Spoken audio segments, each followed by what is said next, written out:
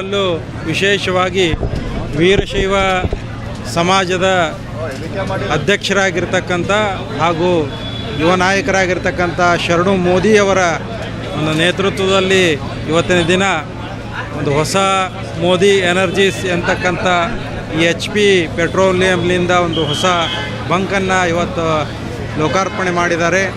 ಮೋದಿಯವರ ಮನೆತನದಿಂದ ಇನ್ನಷ್ಟು ಇಂತಹ ಹೆಚ್ಚಿನ ಈ ಭಾಗದ ಯುವ ಪೀಳಿಗೆಗೆ ಉದ್ಯೋಗ ಅವಕಾಶಗಳನ್ನು ಕೊಡ್ತಕ್ಕಂಥ ಇನ್ನೂ ಹಲವಾರು ಯೋಜನೆಗಳನ್ನು ಮತ್ತು ಹೊಸ ಕಂಪನಿಗಳನ್ನು ಈ ಭಾಗಕ್ಕೆ ತರುವಂತಾಗಲಿ ಅಂತಕ್ಕಂಥ ಮಾತನ್ನು ಹೇಳಿ ಅವರಿಗೆ ಒಳ್ಳೆಯದಾಗಲಿ. ಅವರು ಪ್ರಾರಂಭ ಮಾಡಿರ್ತಕ್ಕಂಥ ಈ ಮೋದಿ ಎನರ್ಜೀಸ್ ಹೆಚ್ಚಿನ ರೀತಿಯಲ್ಲಿ ಜನಗಳಿಗೆ ಸೇವೆಯನ್ನು ಸಲ್ಲಿಸಲಿ ಅಂತಕ್ಕಂಥ ಮಾತನ್ನು ಈ ಸಂದರ್ಭದಲ್ಲಿ ತಿಳಿಸ್ತೀನಿ.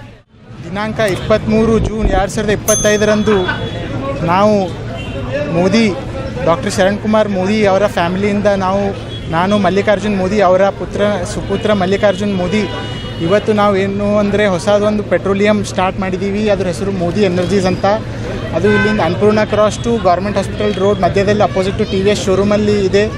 HP ಕಂಪನಿಯಿಂದ ಪೆಟ್ರೋಲಿಯಂ ಇದೆ. ನಮ್ಮ ಹತ್ರ ಪೆಟ್ರೋಲ್ ಆಗಿರ್ಬೋದು, ಡೀಸೆಲ್ ಆಗಿರ್ಬೋದು, ಪವರ್ ಪೆಟ್ರೋಲ್ ಆಗಿರ್ಬೋದು, ಇವು ಮೂರು ನಿಮ್ಮ ಸೇವೆಯಲ್ಲಿ ನಮ್ಮ ಪೆಟ್ರೋಲಿಯಂ ಇದೆ.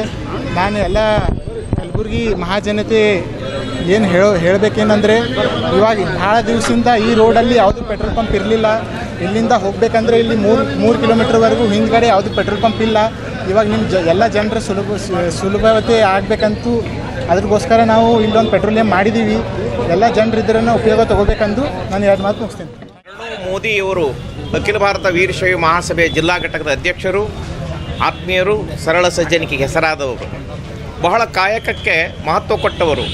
ಶರಣು ಮೋದಿಯವರು ತನಗಾಗಿ ಮಾಡುವುದು ಉಪಜೀವನ, ಇತರರಿಗಾಗಿ ಮಾಡುವ ಒಳ್ಳೆಯ ಜೀವನ, ಇತರರಿಗಲ್ಲದೆ ಪರಹಿತಕ್ಕಾಗಿ ಮಾಡುವುದು, ಪರಮಾತ್ಮನ ಕಾಣುವುದು, ದಾಸೋಗ ಜೀವನ ಎಲ್ಲಿದೆ ಅಂತ ಕೇಳಿದರೆ ಅದು ಶರಣು ಮೋದಿಯವರು ಬಲ್ಲಿದೆ.